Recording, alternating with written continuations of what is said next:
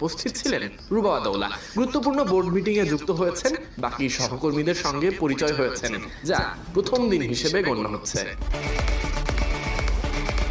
এই সবকিছু দেখার পর অনেকেরই প্রশ্ন যাচ্ছে, কে কি বা কেন পেলেন দায়িত্ব। মূলত ক্রীড়া পরিষদের মনোনীত কাউন্সিলর তিনি, কমিটিতে যুক্ত হওয়া সবশেষ সদস্য, যার উদ্যোক্তা এবং ক্রীড়া সংগঠক হিসেবে রয়েছে দীর্ঘদিনের অভিজ্ঞতা।